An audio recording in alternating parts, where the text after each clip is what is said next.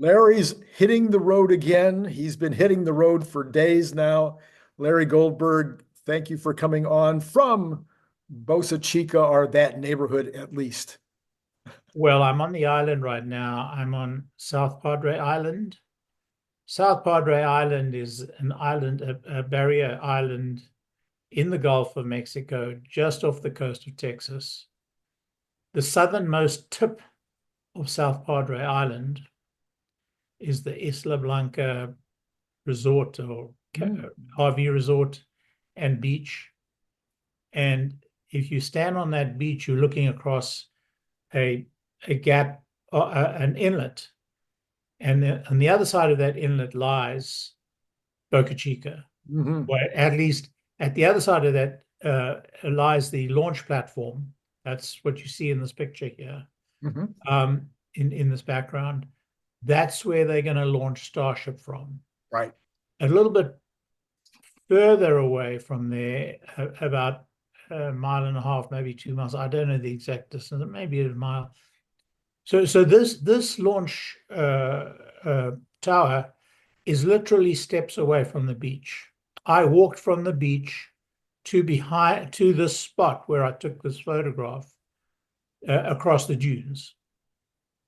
If you drive up the road from the beach, past the tower, on the other side of that tower, you get to the factory where they manufacture these gigantic rockets, these 30, 40-story rockets. I mean, it's right now about 30 stories high. It'll ultimately become 40+ stories high. The most powerful rocket ever made. It's one of the most powerful machines ever made in the history of mankind. It is going to revolutionize all of space flight, and possibly even of flight, intercontinental flight. Right. The factory is just amazing. I did some photographs of the factory. I did post them early. It's a gigantic factory. I started visiting Boca Chica village, which is the village where the factory is and where people live. By the way, there's a lot of housing there, tiny houses, and also some, mid-size houses. A few, not that many, maybe 3 streets, maybe 2-3 blocks long, of normal, 2-3 bedroom houses, ranch houses, and then a couple of hundred, maybe even more than a couple of hundred tiny houses and Airstream caravans, and then the huge factory and the big the huge tall bays and the parking garage, and just a lot of works that go on. There's the so-called Sanchez site where they're building a lot of the machinery that goes into that create these launch platforms cost billions, literally, maybe half to $1 billion a piece, and the two of them. When the United States builds them, it costs many, many billions and takes many, many years. SpaceX builds them in less than a year, less than $1 billion. But it's the most incredible place in the world, because it's the only place in the world where you can actually walk up to the freaking rockets, where you can actually see these rockets in reality, and view the launches from. I mean, the site I view the launch from is a good friend who hosts me. He has a house on the edge of the exclusion zone.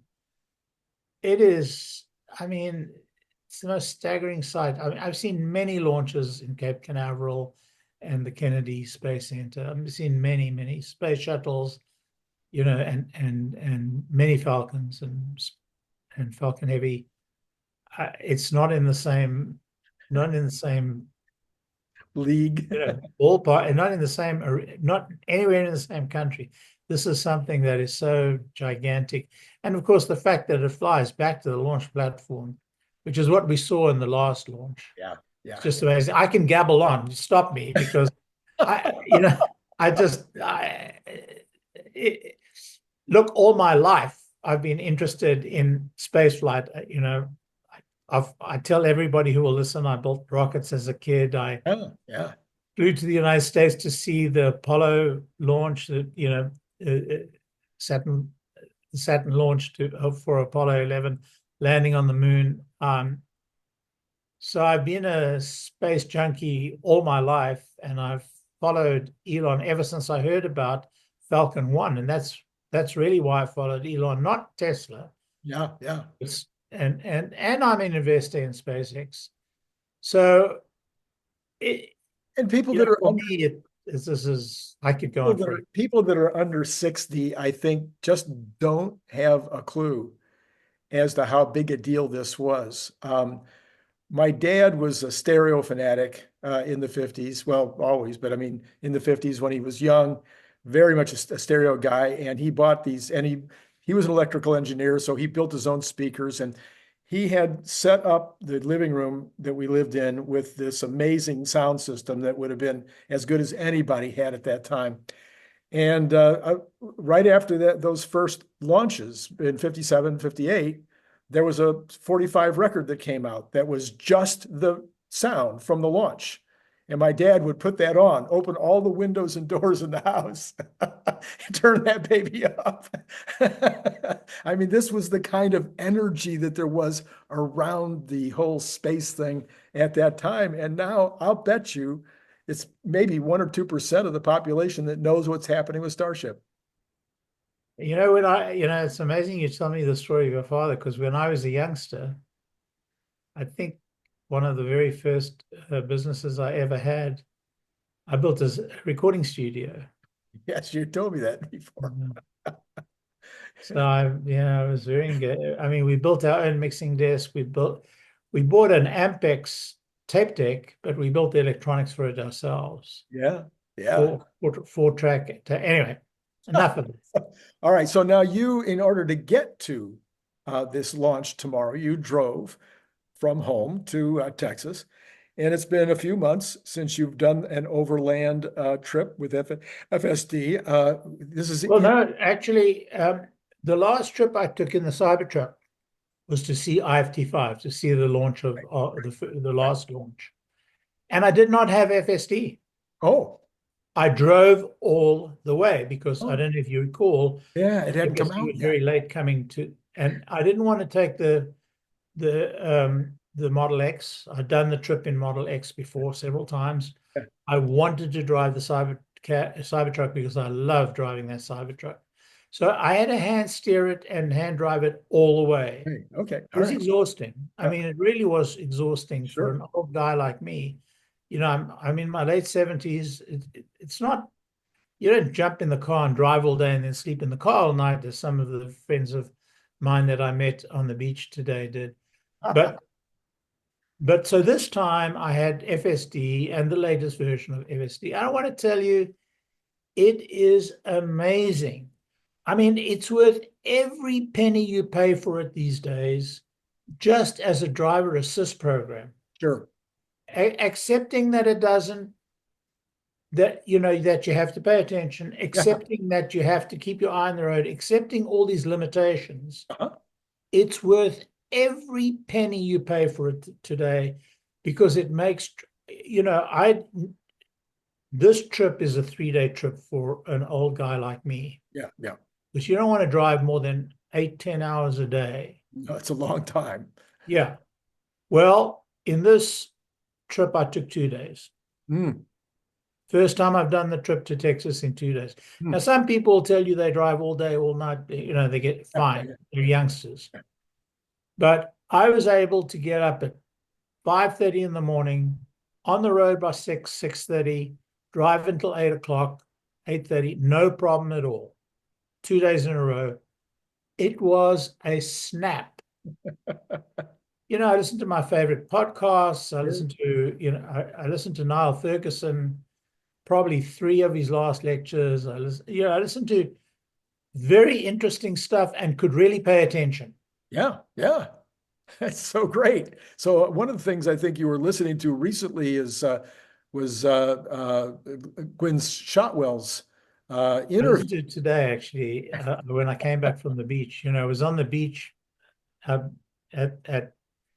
the launch site. Of course, the launch site is right on the beach. Right. And if you walk from the beach across the dunes, you can come behind the launch site and get right up to the rocket where this picture was taken from. And I listened to Gwynne Shotwell talking today. Yeah, it was very interesting, So fascinating. And yeah, and you and I talked a little bit on Friday, and I guess she made more comments on this about the valuation of SpaceX and how massive she's expecting it to be. And I don't think it's no, just, she did not. No, she didn't go there. okay. The valuation on SpaceX was done by somebody who is really an expert at valuing businesses, Oh, okay. All right. Ron Barron. Okay, that's right. Okay. You know, of all the analysts on Wall Street and all the investors on Wall Street, I probably put more store in Ron Barron's valuation than any other person. You know, I'll talk about Cathie Wood and her valuation or her team's valuation as being very important measures when they have a lot of data that they can crunch and build into a model, and they do incredibly well. But Ron Barron, you know, he is a guy that has tested, he is a tested investor over many decades. Right. And I've been invested with him for many decades. He is an exceptional investor. He's one of the greats. And he said, you know, that they have, you know, been invested in SpaceX. And I originally bought his partner fund in stock because that fund was not only invested in Tesla, which was a plus, but their second biggest investment, I think, or even their biggest investment, was SpaceX, private investment in SpaceX. And they've got, and he was talking about 5x their money.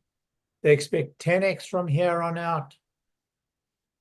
I mean, they've done, no, they've done, I don't remember the exact numbers now. My age, you don't remember. Well, no, I thought I read today that Ron Barron said that Starlink would be worth more than $1 trillion. He said add a zero, right? And I think that would have. He did say add a zero. I didn't remember the number trillion. Okay, well, if you take 100 billion of the 150 billion, I don't know. It's going to be worth 150 billion this week, right? No. SpaceX. Total, yeah. The valuation of SpaceX this week is said to be 250 billion. 250 billion. Okay. Yeah, I'm not participating in this round, so I don't know how much it's going to be. Right. And I'm not participating in this round simply because, you know, I'm heavily invested in it. I'm heavily invested in Tesla. You know, I'm very risk averse. I try to keep in cash a great deal, particularly at times like this. So I'm fully invested in both SpaceX and Tesla and a few other Elon companies. So if Ron Barron expects a 10x, regardless of how you split it, you'd be talking about 2.5 trillion. Yes. And Cathie and then Gwynne, I believe, said that she thought that SpaceX would be the rest of SpaceX would be greater than the Starlink portion. Yes, but timing is the issue. I see. So SpaceX, the Starlink valuation is, I think, immediate and today. I see. Okay. So if you look at SpaceX, it's divided between the launch business, and their launch business includes all the contracts with NASA in terms of launching manned capsules. So Dragon, even though Dragon is a separate business, really, it's part of the launch business because in order to get Dragon to the ISS, you have to launch it, or wherever you're going to launch Dragon to. And Dragon is an interesting business because it's got a whole stream of revenue that is non-NASA related. And the launch business is interesting because it's divided between Starlink, which is the largest portion of it, and general launch business, and then the NASA launch business. So they're really, sorry, the US Space Force launch business. Oh, yeah. So it's interesting that it's got a very good spread of customers. And right now, it's almost a monopoly, but there are several competitors on base to become, really serious competitors in the next year or two. And the two competitors that I would cite is, Blue Origin and ULA, who we can discount to a large degree, but more important than that is India and China. India is a relatively low risk potential launch partner to take your satellites to launch, but they're not as aggressive in terms of expansion. China is very aggressive, right? But risky because there's all kinds of political risk. So that's an interesting business, the launch business. Gunshot is a little dismissive of it from the perspective of it's a limited margin business. I see. So there's the launch business. And then there's Starlink, which she thinks is an outstanding business. But the bigger business, she says, is StarShip, this guy. Oh. Because it opens an entirely novel set of markets, not one market, but an entirely novel set of markets. Because it takes launch down by an order of magnitude or more. Or more, right. And it is incredibly versatile because it's fully and rapidly reusable, right, and takes very, very large cargoes. Yeah. So we don't even know all the functional uses of it. Of course, Starlink will be the premier user at the beginning. Sure. And then there's NASA that will use it for its launch requirements.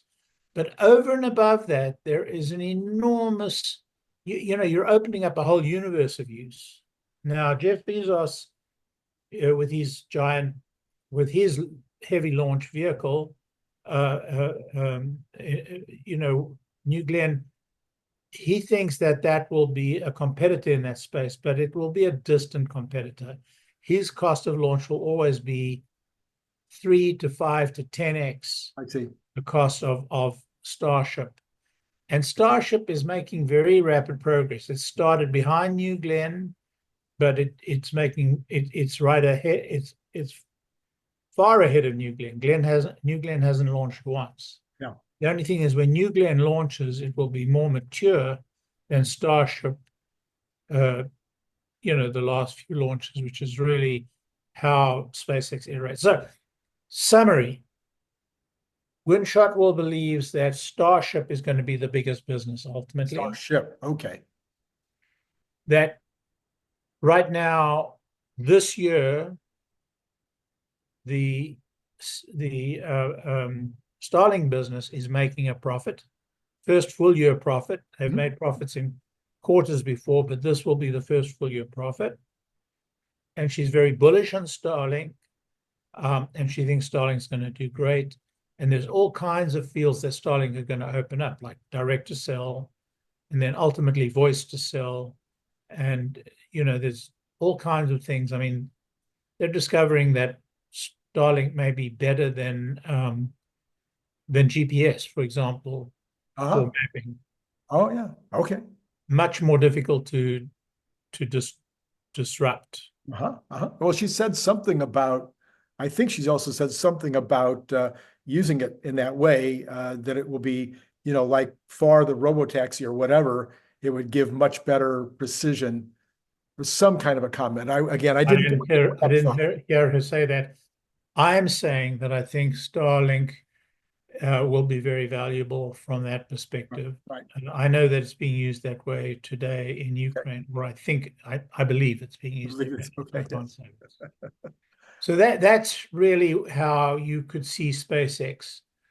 And there are parts of SpaceX that, and then she dismissed the military side of it. Because I don't think she wanted to talk. She didn't dismiss it. She eluded. She sort of passed over it. I think that is a very significant potential. Right now, it's all grouped under launch, but I think they're doing some very interesting things.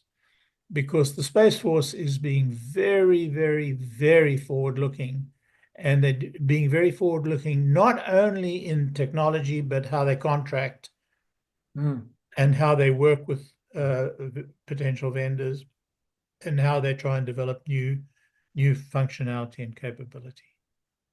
All right. Well, the last thought I had with regard to your trip down there is that I understand you're going to have a famous visitor there tomorrow, somebody that is the past and future president of the United States. It may be coming down. Yeah, that's what we heard this morning at before breakfast. We went down. I went down to meet some of the guys. My favorite, one of my favorite guys on YouTube is 𝐂𝐦𝐚𝐢𝐥. We meet here in Starbase because he comes to every launch. He didn't make last launch, I think, because of the event, the 1010 event. Oh, yes. Mhm. But he was there, and I went down to say hello to him. And yeah, that's pretty exciting. We were talking about the special visitor because there are signs that he's coming down, and we know that Elon was flying with him to an unknown destination last night. So yeah, I expect him to roll into town. I expect it's extremely difficult to get into Starbase, on days like this, on days where they have a launch because they Yeah. close the roads, Yeah. Yeah. So if you're not at Rocket Ranch already, then you can't get to Rocket Ranch. Yeah. So it's all closed off. I try and avoid that, but I can't imagine what's going on. I don't know. I haven't heard news about whether they went there this afternoon. I've been very busy this afternoon with other stuff. I would certainly think if I was President Trump, that would be on my bucket list of things I'd want to see. Yeah, well, he's been to a launch. He went to the the first launch of human back to the That's right. ISS That's right. I remember that. for Elon. Doug and Bob on the first Falcon 9 launch of human, to the ISS. So that he was there. He went to congratulate Elon. They had a very complex relationship at that point. Different now. So that gives us our opportunity to segue. These guys are on a buddy tour. They're just going everywhere and slapping hands and having a good time. And how do you if you were to sit back and if you weren't as close to it as you really are, and you were just trying to be the analyst and say, here's what's happening. Is it a big deal for Tesla that they have this buddy relationship? Yeah, I mean, you can't doubt that it is, and it reflects in the stock price, right? I mean, the stock price is much more reflective of the opportunities in Tesla than it was before the election. And why? Because there's been a huge dark cloud lifted over Tesla. The dark cloud was, somewhat manufactured by Elon, but far more manufactured by Biden and his dismissal firstly, his dismissal of Tesla as a force in, EV world. And secondly, his now infamous remark, I think Elon Musk should be looked at, quote unquote. I mean, to me, they're very shameful. It was a very shameful statement, quite apart from the fact, I'm an Elon fanboy, but to say that about any private citizen, it's not something a president should ever do, ever. So it raises that cloud. It raises the cloud that's been kind of hanging over. But what about the opposite side? What about just the visibility of Elon Musk, which not only could impact consumers who might be taking a second look, but also investors, the investor class, Wall Street, if you will. They have to be looking at that relationship. The next 4 years is going to be dominated by Trump, and now it's going to be dominated, at least for a while, apparently by Musk. Wouldn't Wall Street investors have to also at least pull out their spreadsheet again and say, am I missing anything here? I'm not sure it's a spreadsheet issue. You know what I mean? Yeah, look, it brings it, you know, it can be construed both ways. It brings risk as well as opportunity. The risk is they could fall out. Trump Right, is of very course. famous for falling out with people. And you know, Elon is not an easy friend to have, although he's made lifelong friendships. I mean, lifelong friendships. You know, it could be risky, it could be opportunity, but I regard it as far more bullish for the United States than I regard it as bullish for Tesla. Mm-hmm. I mean, I think Tesla will do fine under any political regime other than nationalization, because they have just fantastic people, fantastic products, and a fantastic future. And I think all the rest is noise. The products speak for themselves. That's what Gwynne Shotwell said today. Yeah. On at the Ron Barron conference. The products speak for themselves. So as an investor in Tesla, all this noise about this risk and that risk and Elon this and Elon that, it's just noise. And by the way, I will tell you this. Traveling through the South, through truck country, I did get one or two, you know, bad looks. And I'll tell you about one guy I'll tell you one very amusing story. But other than that, I got so many thumbs ups from country boys, from black people, from white people, from yellow people, from every shade and political viewpoint. I got just thumbs up after thumbs up. Big smiles. And so many people wanted to see inside the truck. Uh-huh. And, you know, I've had the truck now for a long time. And I'm thinking people got used to it. And by the way, last time for IFT5, I saw one other truck in Boca Chica. Now, just in the parking lot I'm in, there are 3 trucks in a row. And everywhere I go, there's another truck. There are so many Cybertrucks here, it's incredible. And yet, you know, so every now and again you get the negative guy. Yeah. So one guy in the McDonald's, you know, the only place to eat in this, where there's this charge, is a McDonald's. So I go into the McDonald's. Well, it's kind of in now. Pardon? It's kind of in to eat at McDonald's all of a sudden.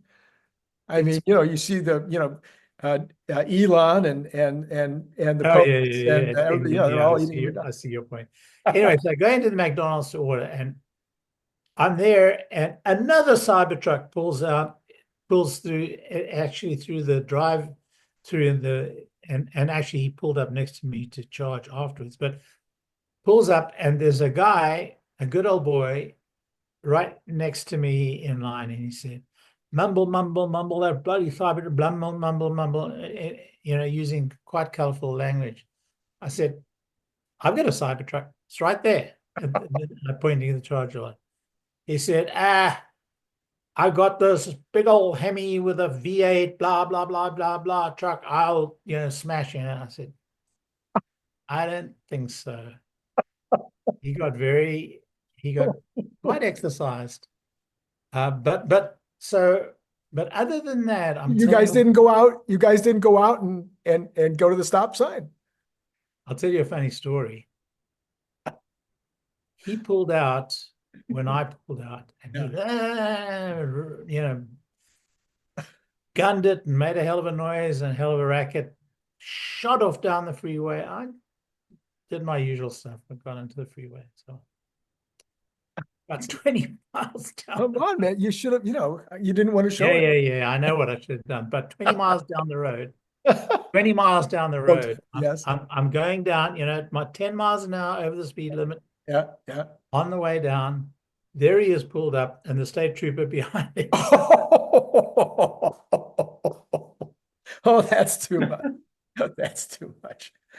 Oh man, he was still going. Huh? Yeah, yeah, he was trying to put some miles. Anyway, Yes. but yeah, so the the zeitgeist, I mean, it's looking good for the Cybertruck. It's looking really good for the Cybertruck. Well, an analyst I think that both of us like, Dan Levy, Yeah, raised his price target on Tesla today to 270. He was at 235. He's kind of behind, but he's been behind quite a few other times. yeah, yeah. It's He's very, got a, very, yeah, he's got an equal rate rating, so he's not suggesting a buy or a sell. His comment was, post the US election, while we see Tesla's fundamentals largely unchanged, we believe the result reinforces Tesla's premium narrative. As we discussed in the past, we believe Tesla stock can be evaluated through two lenses: fundamentals and narrative / long-term opportunity. Post-election, the setup for the fundamentals is unchanged, albeit with question marks. The expected removal of US EV purchase credits may pressure Tesla's US vehicle sales, but he doesn't see that happening until 2026 is what I said. right. In the meantime, Tesla could benefit from a pre-buy next year as people try to take advantage. Right. And while the removal of the credit is negative for future sales, Tesla's potentially can benefit through share consolidation, as it's the only OEM profitably selling EVs in the US.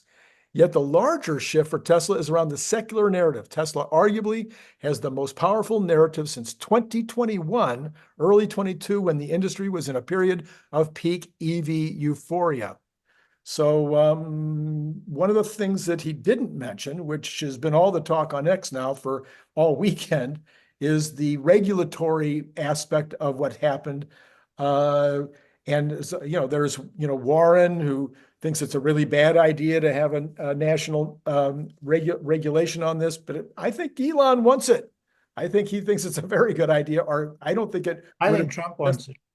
I think Trump wants it. I think Elon wants it. Yeah. Yeah. Look, it's the story behind the stock today. Yeah. I looked at the stock today. Yeah. You did. Oh, I saw the story and I thought, whoa, yeah. This is going to have an impact. And it did have an impact, a real impact. And the story is very simple. This is such an important moment in the history of transport and in the impact on our economy, on the US economy of this, that we have to nationalize these regulations, and create a uniform code for them. And the sooner the better, because we're in a fight for our lives with China economically. Yeah. We are going to have to, extract ourselves from China. We're going to have to go back to manufacturing. Elon has shown the way. There's nobody who has had more impact on manufacturing than Elon in our country. I mean, nobody. And he shows the way. So, long story short, I know I can go on bloody forever, but long story short, this is the moment, this is the time, and this is a very important move. And it's one of what will be quite a few moves, by the way. So I think it's very important, and I think it'll have a big impact, and it will concentrate minds. Yeah, yeah. Again, I think when you combine the visibility of Elon being out there, he's out there with the president, and then you add on that there is this issue that's being addressed. Again, it's not important to you or to me. Like you said, the fundamentals 5 years from now are the fundamentals 5 years from now. I'm not planning to sell, although I did move some options around today. So I moved some of my leaps a little further out. Good move. And I was able to do it at a profit. I was able to Good sell. move. Then, yeah.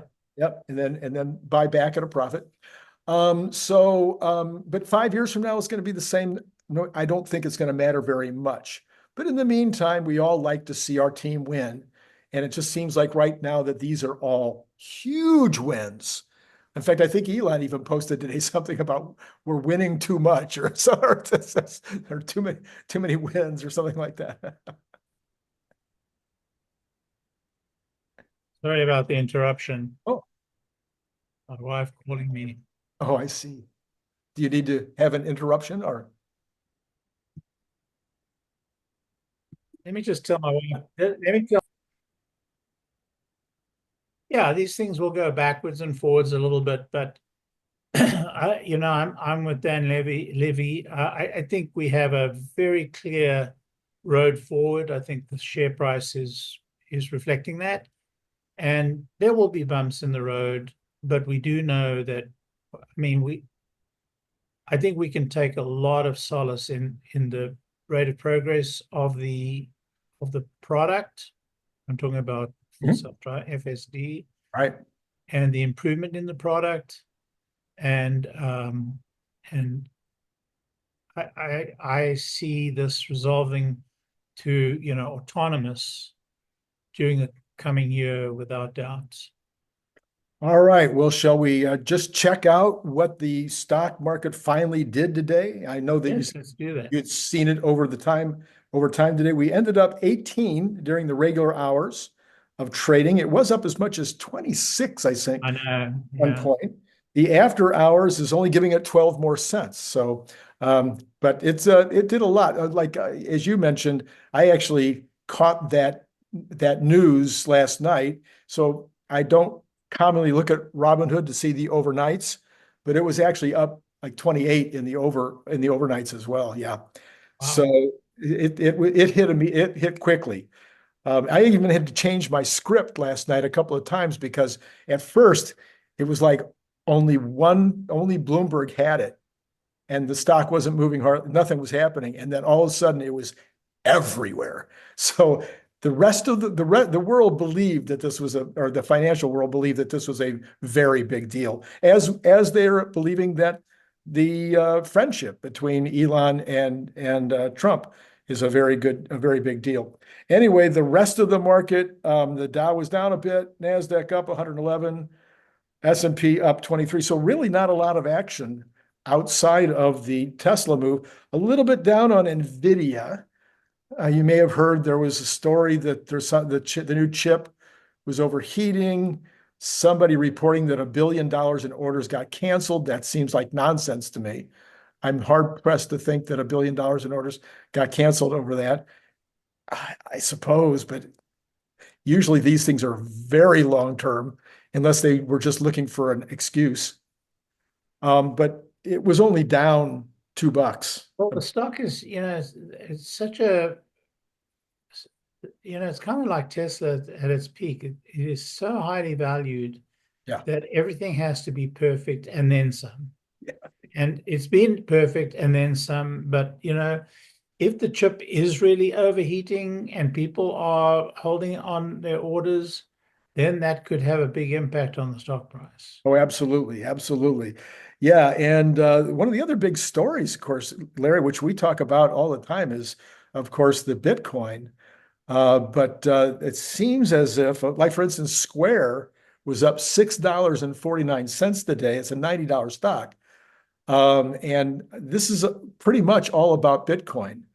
Other Bitcoin associated stocks. Trump Media, or what's his DJT, his media company, Truth Social. They're looking apparently to buy a Bitcoin related company, and the stock went vertical. So What about MSTR? and MSDR, yes. So it is a crypto Tesla's world. Bitcoin must be worth a couple of bob. Yeah, no kidding. I think somebody said the other day it might be back over $1 billion again. Yeah, well over Something. it. Yeah, I think that's correct. Um, Meanwhile, my favorite subject, the bonds, continue to go up.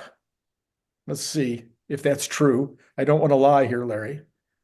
The bonds ended up $4, 4.41% on the 10 years. So I think that's about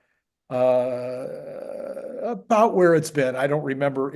I can't see right now what it was earlier today. But here's the interesting part is that the 3-month and the 2-month are this close to reinverting. So what will that mean, Larry? Yeah, it's a worrying, there's no doubt that it's worrying. It is a potential danger sign. What do you think? I can't help but think about this like all the time right now. I don't know why. It's really probably not going to impact my life, but it is such an interesting time that we're in.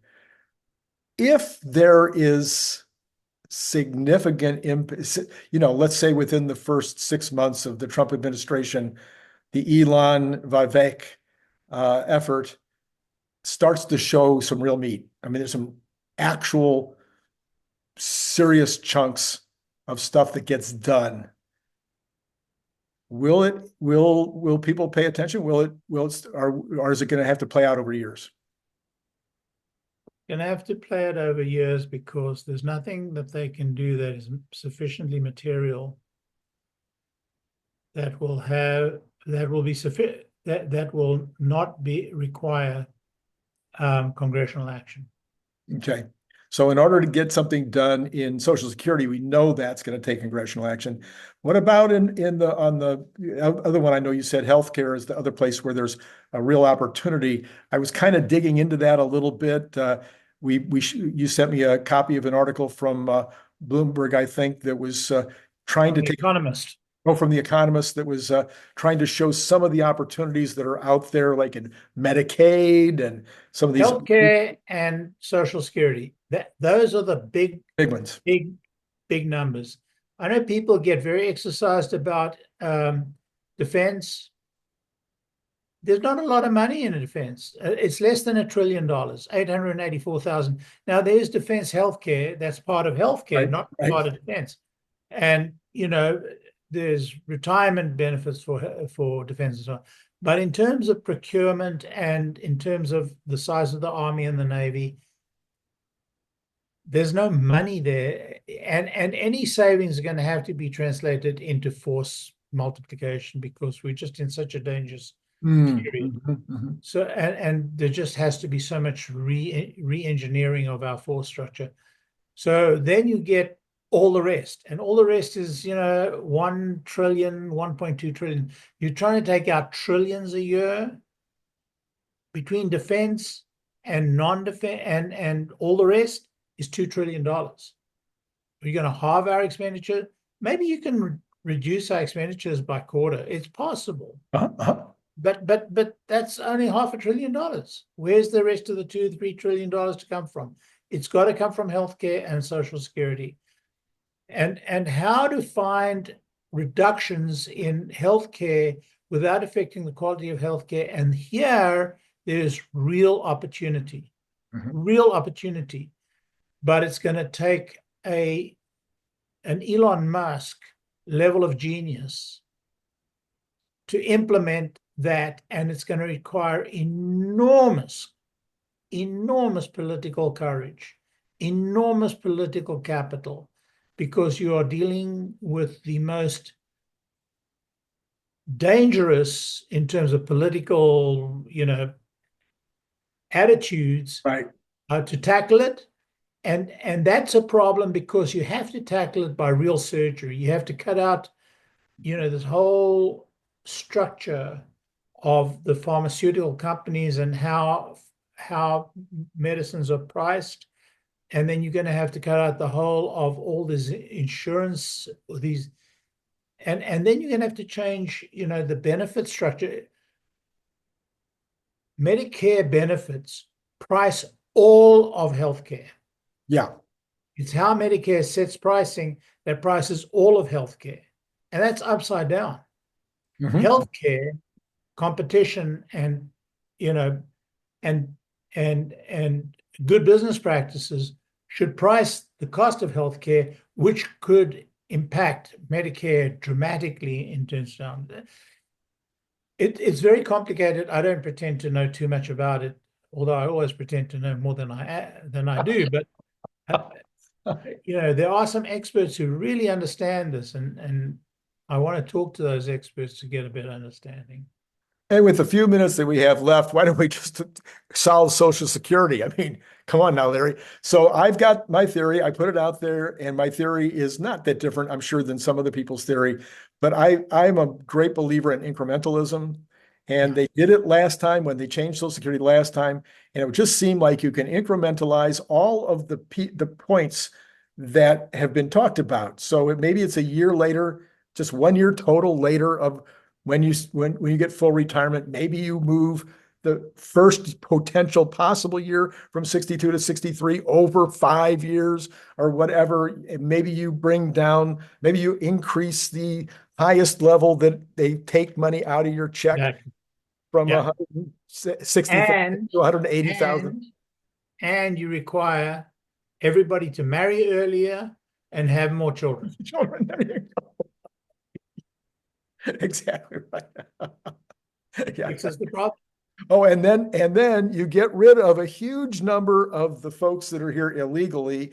And then once you've done that and you build the wall, the Republicans have promised forever that they would turn the dreamers into the dreamers that have value to the country. They would turn those dreamers into citizens. Once they're citizens, then they will start providing money into the system. Well, the best way to expand to pay for Social Security is immigration. Legal immigration on a very large scale. Young people. Of young people who are energetic and who are ambitious and who are educated. And recently that's been from India and Pakistan. I can't begin to tell you. I think that they're now 2 of the 3 wealthiest cohorts in the United States is recent arrivals from India and Pakistan. I think the arrivals from China will give them a good solid go, but yeah. Yeah, indeed. All right, Larry, we're completely out of time. It's been great. I always enjoy, of course, our conversations. We got a little far afield today, but I think it's okay. This is the time. I think we're having a cultural shift. I think it's unlike when MSNBC goes to visit Trump, we're having a cultural revolution. There you go. On that note, Larry, I think we've said it all. It's been great having you on board and great talking to all of you. Enjoyed it.